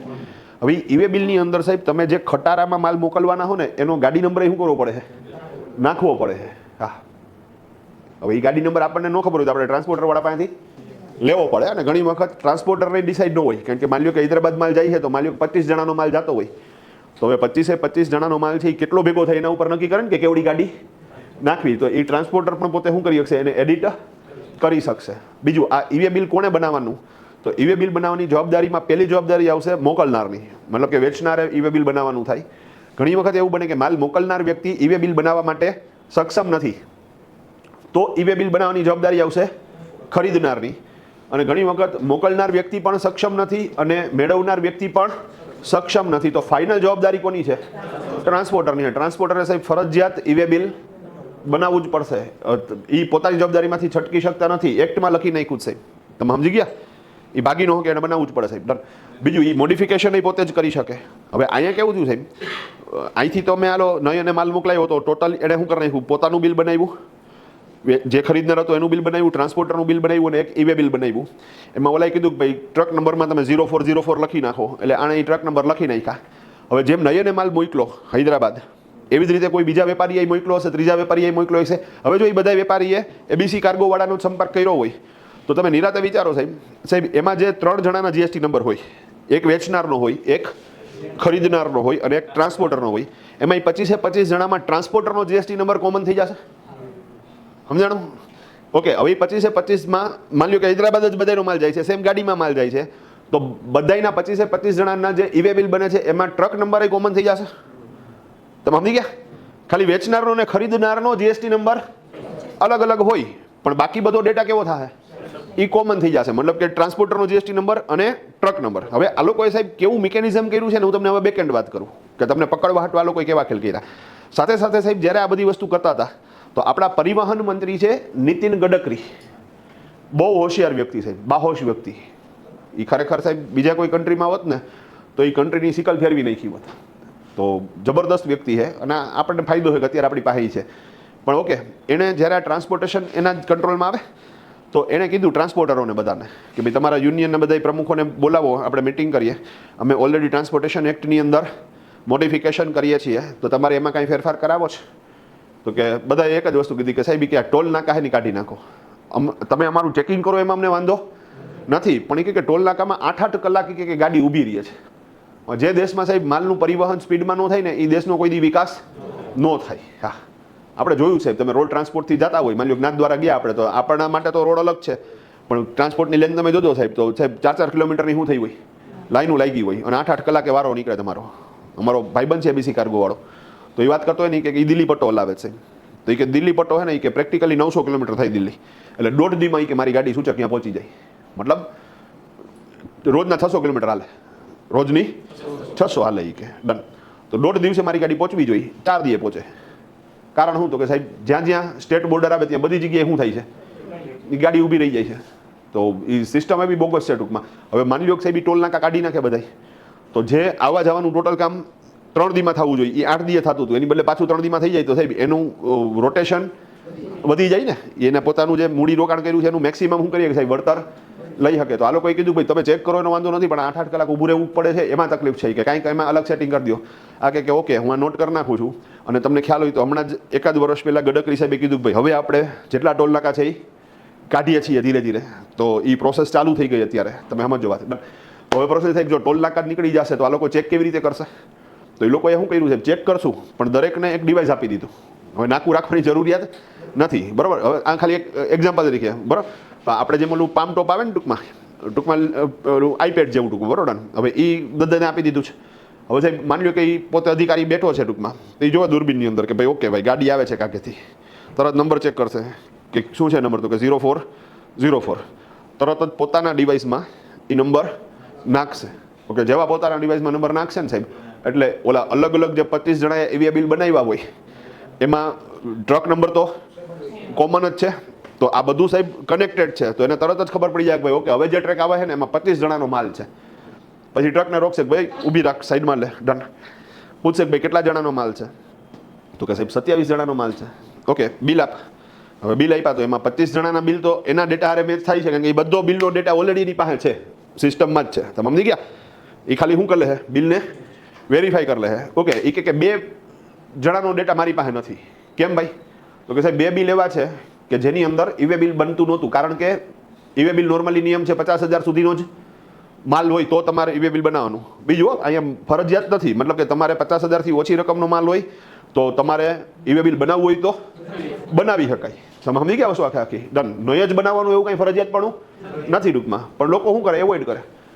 તો એક ઓકે 2 બિલ દેખાડ. હવે 2 બિલમાં એક બિલમાં લખ્યું હતું 49,948 રૂપિયા, બીજા બિલમાં લખ્યું હતું 49,999 રૂપિયા. તો આમાં તો નાનો છોકરો સમજી જાય કે સાહેબ આમાં 110% ઈવે બિલ ન બનાવવું પડે, એના માટે થઈને અંડર ઇન્વોઇસિંગ થયું છે. એક કામ કરી કે આ 2 પાર્સલ ખોલી કે આપણે બીજું કંઈ ચેક કરવાનું થતું નથી. હવે સાહેબ પાર્સલ ખોલે એટલે ખુલેલું પાર્સલ પછી સામેવાળો એક્સેપ્ટ ન કરે, એટલે એ માલ પાછો રિટર્ન થાય. જે વેપારીએ માલ મોકલો છે એને પાછો દેવાની વાત આવે. તમે સમજી ગયા? પ્લસ તો કે ભાઈ ટ્રાન્સપોર્ટનું ભાડું કોણ દે છે, આવી બધી મગજમારીઓ થવાની. અને એ લોકો પકડશે એ વાતો કન્ફર્મ છે, કારણ કે એની પાસે ઓલરેડી ડેટા હાથમાં જ છે, એમાં કાંઈ ચેન્જીસ કરી શકાય એમ નથી. એટલે અમારે પછી આ મિત્રએ મને શું કર્યું, જે એબીસી કાર્ગોવાળો છે ને, એણે સાહેબ પોતાની એક આમ સાયબર કાફે જેવું બનાવી નાખ્યું. 6 કોમ્પ્યુટર રાખ્યા છે અને એના સ્ટાફને સ્પષ્ટ કહી દીધું કે આપણે ટ્રકમાં 25 જણાનો માલ ચડે તો 25ના ઇનવોઇસ બનેલા હોવા જોઈએ, 27નો માલ ચડે તો 27ના ઇનવોઇસ બનેલા હોવા જોઈએ. પછી ભલે વસ્તુની કિંમત ખાલી 200 રૂપિયા હોય, હા તારે ઈવે બિલ શું કરવાનું, બનાવી નાખવાનું. હા, એટલે મેં એને પૂછ્યું કે અહીંયા એકાઉન્ટિંગનો સ્ટાફ છે અમારો છે ડન. મેં બાપુને પૂછ્યું ભાઈ આની શું જરૂરિયાત છે? અરે મને કે ખોલાવે હે માલિક કે. પછી કે અમારે ઓલા વેપારી યાર મગજમારી થાય છે. એ કે આ બધી વસ્તુને એવોઇડ કરવી તો આ વસ્તુ કરવી પડે. અને હદ થઈ જાય સાહેબ, એના ડ્રાઈવરને ઈવે બિલ બનાવતા આવડે. તમે સમજી ગયા? એ લોકો રસ્તા બનાવી નાખે સાહેબ. અને બીજી મજાની વસ્તુ, માની લો કે ઈવે બિલ નથી બનાવેલું તો કોઈ ટેન્શન નથી. માની લો કે રસ્તામાં ગાડી રોકી, એ કે આનું ઈવે બિલ, તો તમને અડધી કલાકનો ટાઈમ મળે છે, લીગલ ટાઈમ મળે છે. તો અહીંથી તરત જ શું કરશે, એ ફોન કરશે બાપુને, પ્લસ બાપુ કહે કે કામ કરી બિલનો ફોટો મોકલ મને, કે અરે તરત જ શું કરી દે, બિલનો ફોટો મોકલાવી દે. બાપુ કે હાલ એ બિલ નંબર લખી, કે EBN નંબર લખ, એ નંબર આપી દે એટલે વાર્તા પૂરી. અને મજાની વાત, જેવું EBA બિલ બનશે આ રિયલ ટાઈમ પ્રોસેસ થશે, ઓલાને તરત જ એના સિસ્ટમમાં દેખાઈ જશે. તમે સમજી ગયા વસ્તુ આખી. તો સાહેબ આ 100% ટેકનોલોજીકલ ડ્રીવન સિસ્ટમ કરી નાખી છે. અને ઘણી બધી વખત એવું બને છે કે આપણે ધારીએ છીએ ને એના કરતાંય ગવર્મેન્ટ ઘણી બધી એડવાન્સ હાલે છે. અહીંયા સાહેબ હવે તમે એમ વિચારો કે બિલ વગરનું કરવું છે ને, તો હવે થતું નથી. હા, જેથી થાય ને એ દી સરકારની મીઠી નજર હેઠળ થાય, પણ સિસ્ટમ એવી સ્ટ્રોંગ છે કે તમને જો એને ઝાલવા છે તો એ શું કરી લે, એ જ ઝાલી લે. હા, શરૂઆતમાં મને ખ્યાલ છે સાહેબ 2017માં GST આવ્યું, EBA બિલની સિસ્ટમ ત્યારથી જ ચાલુ થઈ ગઈ. 2019માં ગુજરાતમાં ચૂંટણી, આઉટ ઓફ વે જઈને વાત કરું છું. ડન. ગુજરાત છે એમાં વેપારી વર્ગ વધારે. હવે વેપારી વર્ગ વધારે તો એ વખતે સાહેબ એને આ બિલ બનાવવાને, આ EBA બિલને ટ્રાન્સપોર્ટેશનની મગજ મારીને એમાં એ લોકોએ વિરોધ એવો કર્યો કે ક્લેરિકલ કામ વધી જાય છે. તમે સમજી ગયા, હવે એને ચોરી કરવી છે તો ટૂંકા ગાળા માટે, કારણ કે નહીં તો ચૂંટણીમાં અસર થાય ને, તો ટૂંકા ગાળા માટે થઈને શું કર્યું હતું, બધી આ છૂટ આપી હતી ટૂંકમાં, ભાઈ કાંઈ વાંધો નહીં, એમાં બંધ રાખી, તમે શું કરો જવા દો, નીકળી જાવ ટૂંકમાં. પણ સિસ્ટમ સ્ટ્રોંગ છે. પછી પાછું ધીરે ધીરે એને શું કર્યું સાહેબ, ક્લચમાં લેવાનું ચાલુ કર્યું. આ લોકો શું કરે સાહેબ, એ થોડીક પતંગ તાણમાં આવે એટલે થોડીક ઢીલ મૂકી દે, પાછી નીચે પતંગ જતી હોય તો પાછી તાણમાં લઈ આવે. કારણ કે સાહેબ રાતોરાત તમે ચેન્જીસ ન કરી શકો, પણ ધીરે ધીરે ધીરે ધીરે ગ્રેજ્યુઅલી તમે લોકોના બિહેવિયરને ચેન્જ કરી શકો. આજની તારીખે સાહેબ એવું થાય છે કે અમે કોઈ વેપારીનું નામ લખતા હોય તો અહીંયા જઈને અમે ડોક્યુમેન્ટ લેવા માટે થઈને તો વાતચીત તો થતી હોય, તો ત્યાં જે બેઠા હોય ને વડીલ હોય તો એ હવે એવી વાત કરે કે ભાઈ હવે ને ધમા આપણે બધું બિલમાં ચાલુ કરી દેવું છે. આમાં શું કહું તને, કે આ નેક્સ્ટ જનરેશનવાળા આ બધું ન હેન્ડલ કરી શકે. કે હા, મેં કીધું હવે તમે ન કરી શકો, હા ખોટા પવન કરો માં. મેં કીધું ઓલા છોકરાને તમે નીચો દેખાડો, હા હવે તમારાથી એ નહીં થાય, હા કરી દો. મેં કીધું હવે હા, પાછા નામ શું લે કે ભાઈ આપણે તો બહુ, એને પાછું એમ છે કે એ બધા ધુરંધરો છે. તમે સમજી ગયા છો કાકી, આ બિલ વગરનું કરતા તો એ બધા બાદશાહ માણસો છે ટૂંકમાં. હા, એની પાસે જ કળા છે બધી. હા ડન. કે આ બધા ન કરી શકે. મેં તમે ન કરી શકો, કાં તો કે હવે આ મોદી રાજ છે, તમે સમજો વાતને. હા, અહીંયા તમારાથી ખેલ નહીં થાય. હવે એ બાપા શું કરે છે, મોદીને ગાયરું દે ને. હા, તો એને નથી ગમતું થાય, નોટબંધી થઈ એને ન ગમ્યું, કારણ કે બ્લેક મની જે ભેગું કર્યું એ બધું શું કરવો પડ્યો, આ જાહેર કરવો પડ્યો. કંઈ લઈ નથી ગયા મોદી સાહેબ, એને તો તમને ખાલી એટલું દીધું બેંકમાં ભરી દો, પણ બેંકમાં ભરો અહીંયા થતા તો થવાના ને, કારણ કે અહીંયા બેંકમાં KYC ક્લિયર કર્યું હોય, પાન કાર્ડ હોય તો બધી ખબર પડે કે આ પાન કાર્ડમાં કેટલા રૂપિયા જમા થયા. તો ઘરમાં તમે 20 લાખ 50 લાખ કે કરોડ રાખ્યા હોય, તમે બેંકમાં ભરવા જાઓ ત્યારે તો ગવર્મેન્ટને ખબર પડશે ને કે ભાઈ તમે કેટલા જમા કરાવ્યા છે. તો લોકોને નથી ગમ્યું. કોને નથી ગમ્યું? જેની પાસે બ્લેક મની હતું એને નથી ગમ્યું. હા, આપણને શું ફેર પડે? હા, તમે માગો 10,000 રૂપિયા ગોતવા જવા પડે. હા, મારા જ એક પેમેન્ટ હતું 40,000 રૂપિયાનું. બાપુજીને કીધું, મેં કીધું ભાઈ આમ કરંટ ખાતામાં શું કરો, પૈસા ટ્રાન્સફર કરો. મને કે નથી, કે મેં કીધું એ લે. હા હું મારા હે માગું પણ ગજબ છે સાહેબ. કાં તો કે સાહેબ મને કે તે જ કીધું તું સેવિંગ્સમાં રાખવાના જ નહીં રૂપિયા, એ કે FD કરી નાખવાની. મેં કીધું પણ કાંઈક તો હોય ને. તમે હા, એ તમને 3-4 વખત ફેરવે ગાડી, પછી શું કરે સાહેબ, માંડ માંડ આપે. હા ડન. તો આ ગજબ છે. અમારા બા એવું કરતા, એ તો ઉપરથી જ આવતું હોય ને. હા, અમે ત્યાં કોલેજમાં મળતો હતો, પૈસા બાપુજી પાસે તો મંગાઈ નહીં. બાને કહી, મેં કીધું બા બધા મિત્રો જઈ મેળાની અંદર, તો પૈસા આપો ને. મેં કીધું હા ડન. કેટલા જોઈએ? 200 રૂપિયા. 20 રૂપિયા દે. આપણે ખાર ખાઈને બેસીઓ સાઈડમાં. 20 રૂપિયામાં શું આવે? મેં કીધું મારે જવું જ નથી. હા ડન. એટલે બીજી 10ની નોટ કાઢે. મેં કીધું આપા બાર્ગેનિંગ લેવો લે ક્યાં લખી દઉં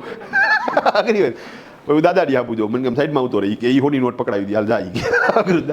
પણ ઓકે, આપણે જે મૂળ વાત ચાલતી હતી, હા ક્યાં આ ત્યાંથી હાલે ટૂંકમાં. તો બાપુજી પૈસા દેવામાં આમ કરકસર કરે તો એમાં વાંધો નહીં, એ થાય જ.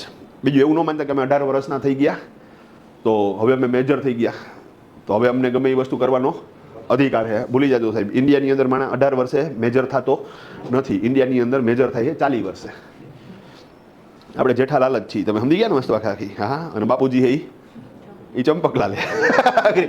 ચંપકલાલ જેઠાને ગગલાવે, એમ આપણને એવું કરે બાપા, એ ગગલાવે છે ઇઝી. અને એન્જોય, એમાં કંઈ ખોટું નથી. પણ ઓકે, તો અહીંયા એ મગજમાં રાખજો સાહેબ. હા, જે પરિણિત મહિલાઓ હોય ખાસ ધ્યાનમાં રાખજો, બરોબર ને? રેડી? હા, આમાં હું ઘણી તમારું ઘરમાં હાલતું નથી યાર, કોઈનું નથી હાલતું. હા રેડી? હા, અહીંયા હું ઝઘડા કરાવશો તમે. હા, બાપુજી ગમે ત્યાં તમને ગગલાવી લે. આ તો એ તો સિસ્ટમ છે ભાઈ. હા, અહીંયા તમારી ઘરે જાઓ તો અહીંયા તમારા ભાઈને ગગલાવતા જોઈએ તમારા બાપા. હા રેડી? તો એમાં કંઈ ખોટું નથી. તો આ સિસ્ટમ હાલો જાવ દો. ડન. હા ભાઈ. હા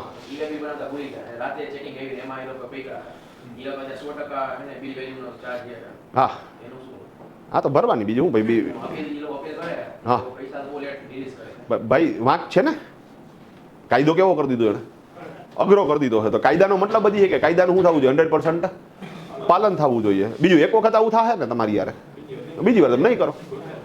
તમે સમજાવશો ભાઈ, જો અઘરો કાયદો ક્યારે થાય ખબર, બધા કાયદાનું પાલન ક્યારે કરે, પેનલ્ટી અઘરી હોય ને તો કરે, બાકી કોઈ ન કરે સાહેબ. હું તને એક એક્ઝામ્પલ આવું છે, અમે કોલેજમાં ભણતા ને તો અમારે એક ભાઈ બંધ હતો સાહેબ, બરોબર ને.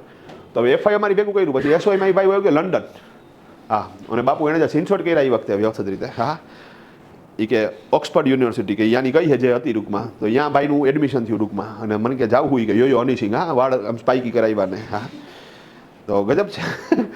જા મેં કીધું ડન, હા, વિદાય સમારંભ રાખ્યો સ્પેશિયલી. પછી એને હે ને ઓલી ફાંકી ખાઈ, તમે સમજો વાતને, હા.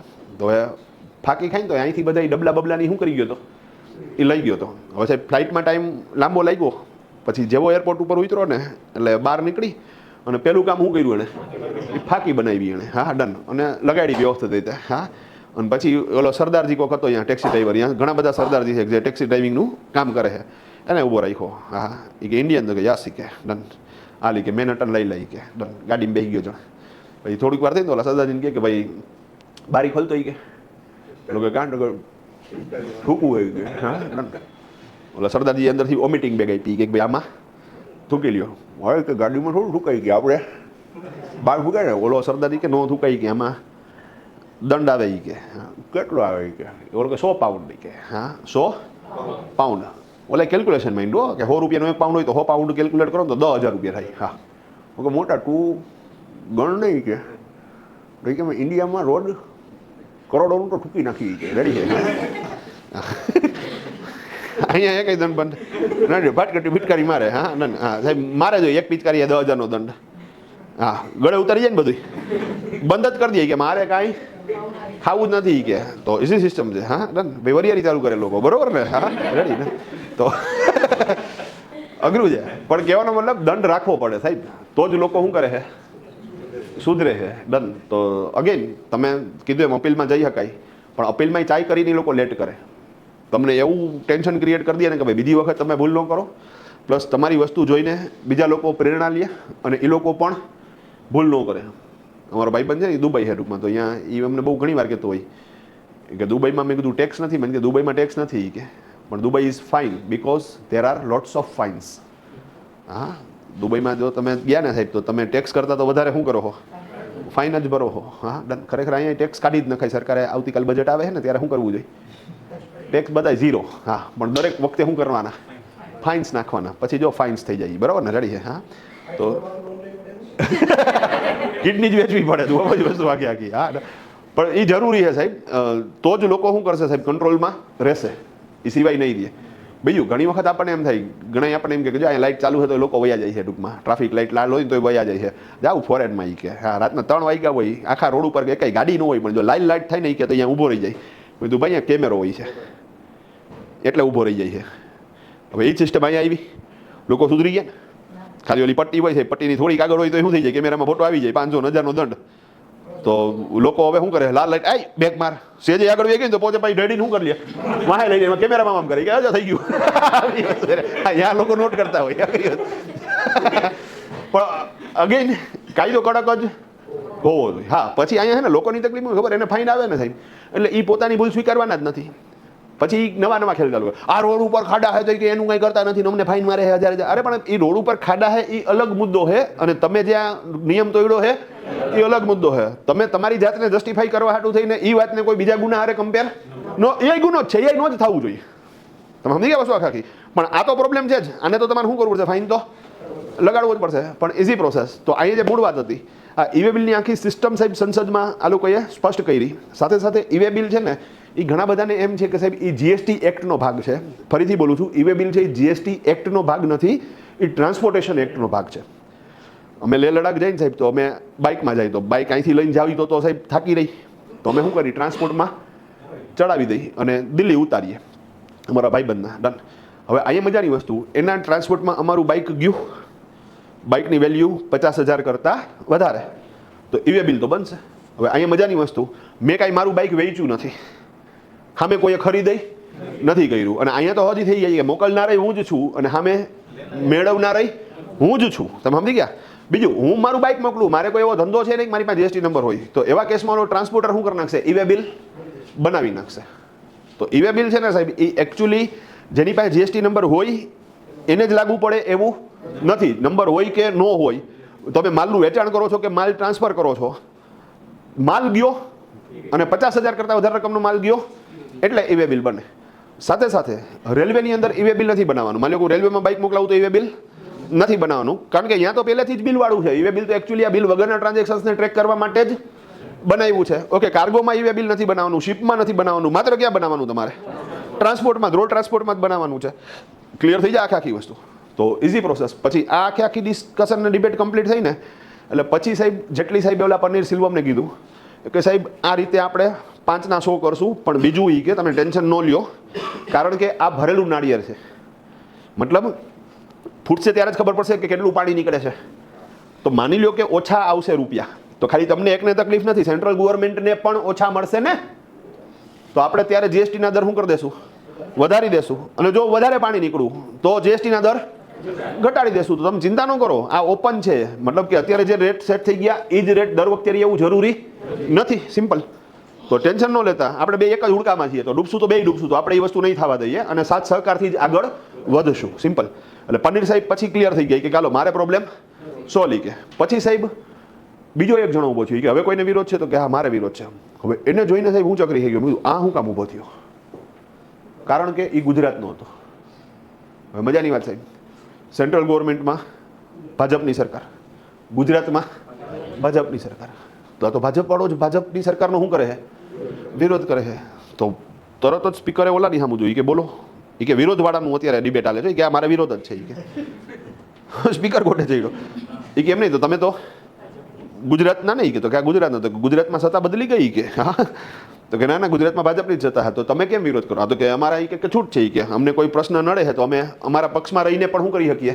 વિરોધ કરી શકીએ. અને બીજી મજાની વાત એ કે ખાલી આ મારા એક રાજ્યનો વિરોધ નથી, એ કે 8 રાજ્યનો કોમન વિરોધ છે. એ 8 જણા અલગ અલગ બોલે, એ બધાય વતી હું એક બોલું છું. એ કે હા 8 રાજ્યનો કોમન વિરોધ છે. એ કે ડન. અને એ 8 રાજ્યોને એને નામ કીધા. એ કે તમે તમારા લિસ્ટમાં ચેક કરી લો. એ કે કર્ણાટકા, તમિલનાડુ, મહારાષ્ટ્ર, મધ્યપ્રદેશ, ગુજરાત, રાજસ્થાન, પંજાબ અને હરિયાણા. આ 8 રાજ્યની સમસ્યા છે. 8 રાજ્યને કોમન ઇસ્યુ છે. એટલે એ બધાય વચ્ચે હું બોલું છું. તો કે બરોબર છે. એ કે શું ઇસ્યુ તમારે? એ કે સાહેબ બિફોર જીએસટી જે ઇનડાયરેક્ટ ટેક્સનું સ્વરૂપ હતું એની અંદર પ્રોડક્શન બેઝ ટેક્સ હતા, જ્યારે જીએસટી છે એ ડેસ્ટિનેશન બેઝ ટેક્સ છે. અને અમને એનો પ્રોબ્લેમ છે. તમે જીએસટીને પણ પ્રોડક્શન બેઝ ટેક્સ કરી નાખો, અમે અમારો જે કંઈ પ્રોબ્લેમ છે એ વિડ્રોલ કરી લઈએ. તો આ એનો વિરોધ હતો એકચ્યુઅલી. ફરીથી શું હતું? તો કે બિફોર જીએસટી જે સિસ્ટમ હતી એ કેવી હતી? પ્રોડક્શન બેઝ સિસ્ટમ હતી, જેને આપણે ઓરિજિન બેઝ ટેક્સ પણ બોલીએ. તો પહેલાં પ્રોડક્શન બેઝ ટેક્સ અથવા તો ઓરિજિન બેઝ ટેક્સ હતા. અને જીએસટી છે એ કેવો છે? ડેસ્ટિનેશન બેઝ ટેક્સ છે. એને તમે કન્ઝમ્પશન બેઝ ટેક્સ પણ બોલો. તો એ કે એ તકલીફ છે. તમે જો પ્રોડક્શન બેઝ કરી નાખો તો અમને વાંધો નથી. હવે અહીંયા અગેન પાછી એક નવી તકલીફ તમને ચાલુ થઈ કે સાહેબ આ પ્રશ્ન જ ન સમજાણો કે હું કહેવા માંગે છે. કારણ કે એ સમજવા હાટું થઈને તમારે પહેલાં તો એ સમજવું પડશે કે સાહેબ what is production base tax અને what is destination base tax. તો આની જાણકારી હું સોમવારે આપીશ. રેડી હે? તો અટકાવો તકલી ભાઈ. ડન. હા.